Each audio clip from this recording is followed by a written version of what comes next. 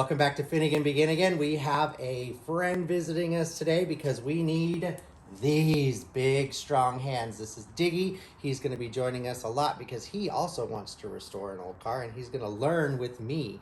So this should be fun. But for today, we're putting together our valve train, and this right here is our valve spring compressor. So this is a completed valve assembly.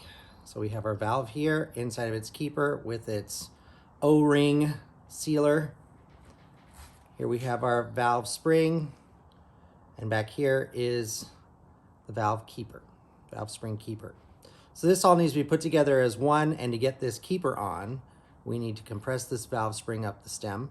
And since I don't have a valve spring compressor, I have wood clamps.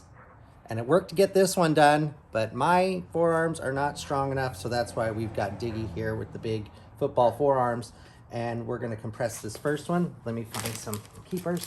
And we've got 16 of these to do, so we'll do this one here, and then we'll time lapse the rest of them. And that should be far enough. Let's see. Keeper out.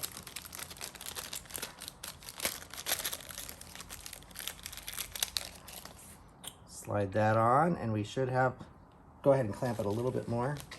So we got to get it low enough down, that's good, to get these little half shells in there, and that's going to keep the keeper.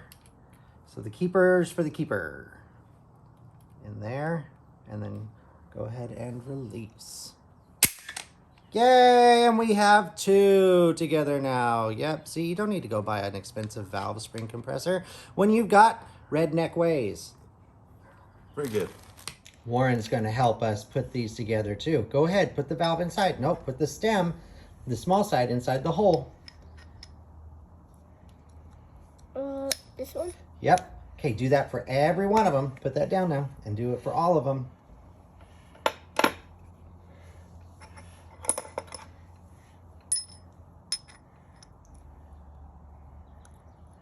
Make sure you do it over here so the camera sees you do it. There you go. Move on to the next one.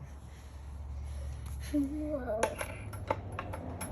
You're the best dad. Oh, thank you. Let's put this over here. We can Separate the gasket ends.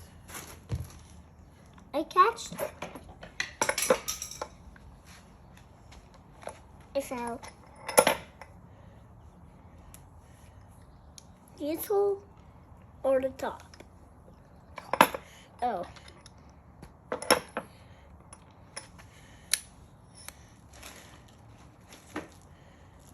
Thanks, Warren.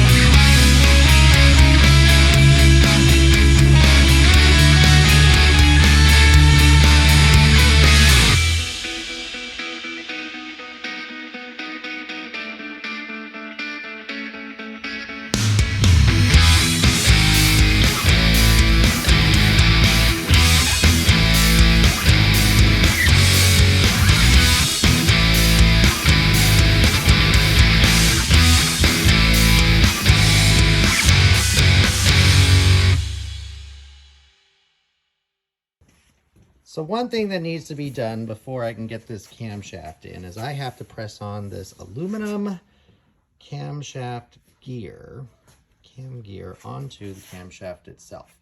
So the early versions, it's a press-on unit, and the later ones is a bolt-on unit. But this one is an aluminum press-on, which is an upgrade from the fiber, nylon fiber, glass reinforced fiber ones that they used originally from the factory.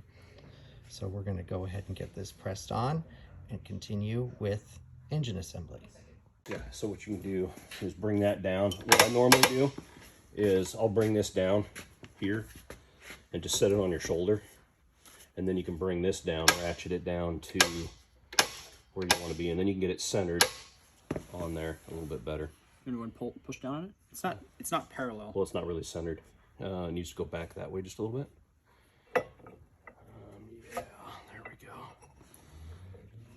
Okay. All right.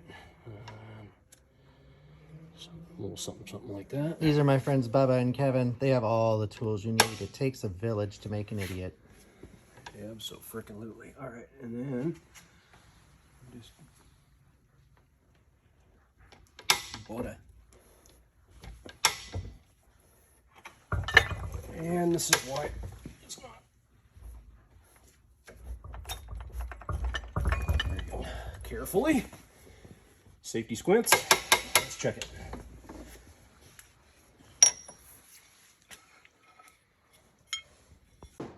Okay, now that we have the timing gear pressed onto the cam, maybe this is something I should have done before it got pressed on, but either way, one thing that's recommended when you're using these aluminum gears is that you bevel the front edge of each gear where it's going to interact with the crankshaft gear, and that's going to make it run a little bit quieter. So we're going to do that now.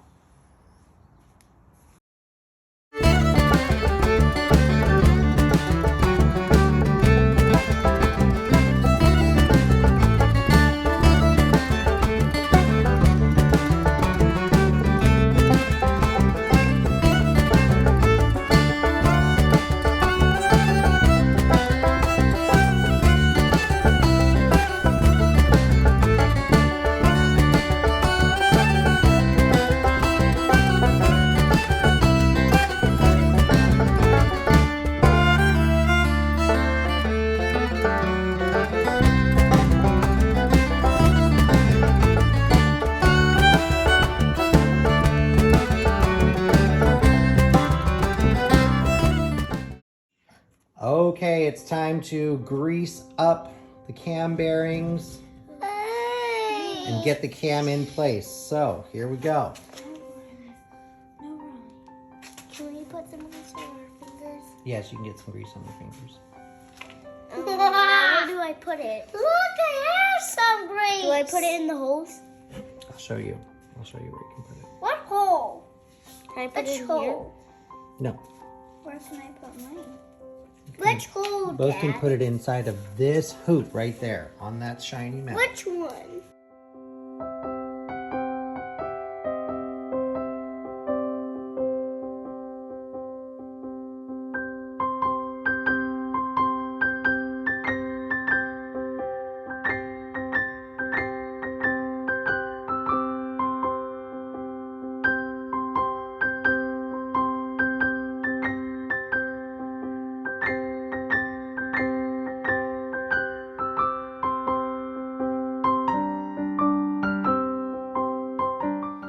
Now we're going to lube up the cam before sticking it in.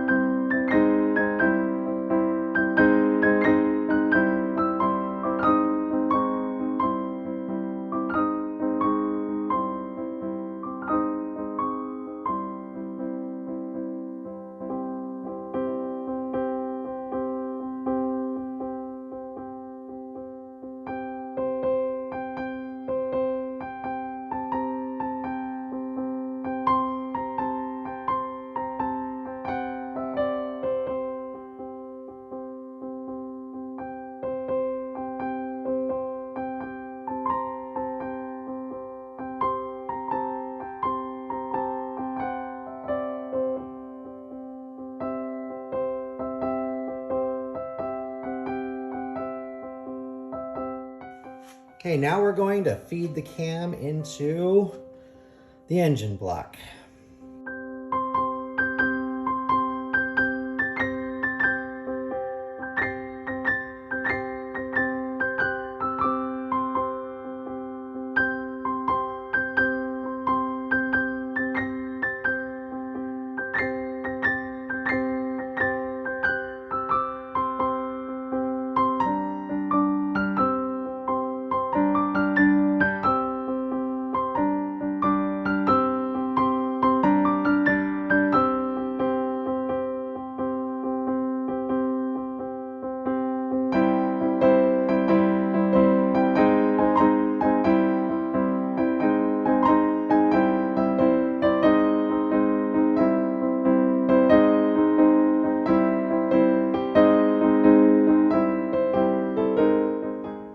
There we go. Camshaft in. Okay, next step, we're gonna put the lifters in the lifter bores. So Diggie is gonna put a little bit of machine oil inside them, and I'm gonna grease the bottom of the lifter.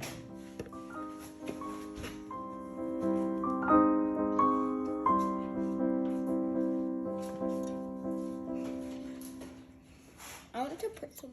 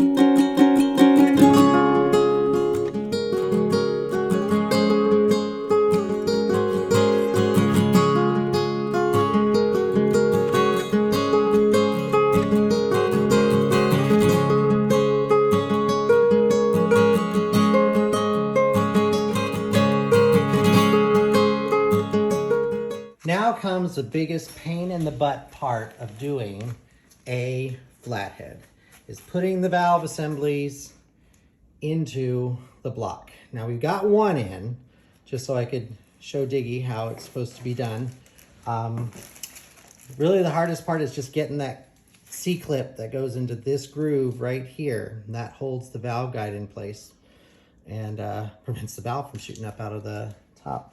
So first thing we're going to do is we're going to put a little bit of machine lube into the bore that it's going into. Give it somewhat of a good lubrication. And then we stick this in here. Now, that O-ring has to pop past the lip that we machined in there. So now you take this pickling fork, that's a specific tool for the flathead, and you get it into a groove that's in the valve guide. Then using the block, you pop it down in and get it all the way up there, and it's gonna pop.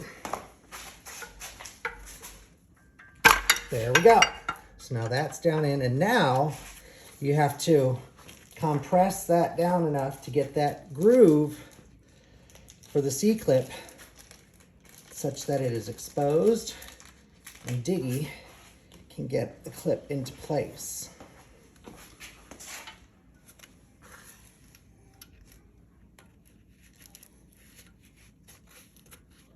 Oh, that was a lot easier than the other one. Wow. And there we go. This isn't going to be...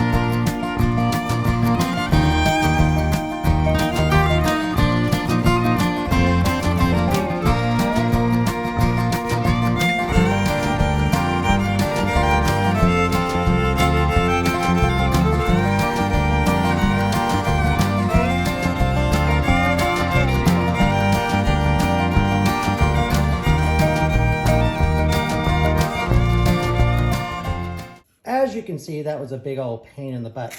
And we even broke one of the valve guides, so we got to get a new one of those. But that's okay, you know, here we go. 2 exhaust, new valve guide, that's okay. You can get those easily.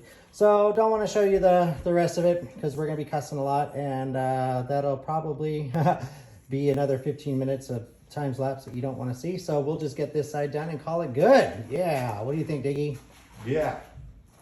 All right, all of the valve assemblies have been installed now after we got a replacement for this valve guide that broke. Replace it, insert it, went in a lot easier than before. So now the next step is to properly gap the top of the lifter to the bottom of the valve. You can see that there's a pretty big gap there. You see where the bottom of the valve is there? So that's supposed to be, according to the book that I'm looking at, it's supposed to be 11 thousandths inch on an inlet and 12 thousandths on an outlet. So these have not been done. This is the number 2. Warren just stepped in a box while he's riding his bike. Interesting how children figure these things out. Yeah. Say hi, Warren. So you'll notice over here, these 2, the number 1 cylinder, I did already just as a example. Notice that there's a very, you can't see it, very slight gap. So what I have learned from this is the book tells me to start with all of these down in the valve guide. Well, that creates a pretty big gap. So it's going to take a fair amount of rotating here. It's kind of long. Yes, it is. So I'm going to go ahead and do a nice time lapse of doing at least this side, just so you guys can see. That's only. Say bye, Warren. Bye, Lauren. And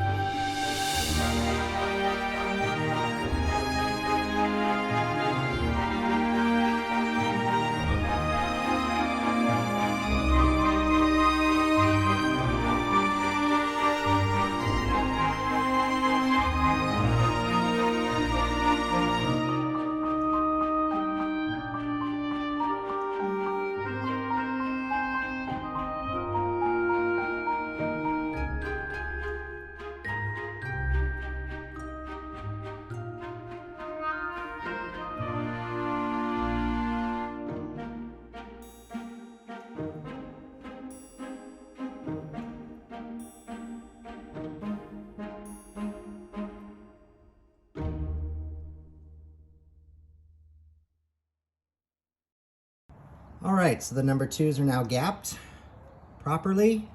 Moving on to number 3, exhaust. Notice how the exhaust is already up. So since the exhaust is already up, I know that I just need to keep rotating it around until it seats, and then they'll both be at their bottom position, and that's where we're going to start doing our gapping. So rotate around the right way. Now it's seated. Push them down, make sure they're all the way bottomed. Go a little bit more. There we go.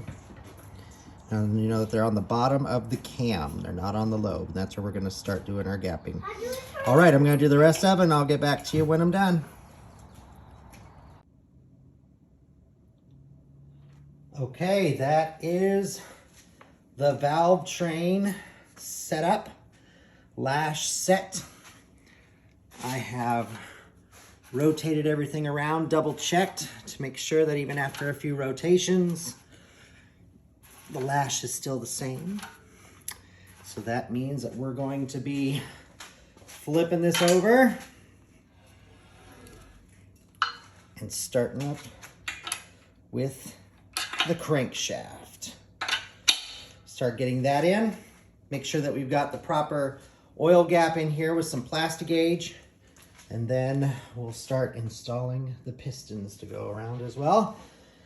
Oh, exciting times, exciting times. It's starting to look like an engine.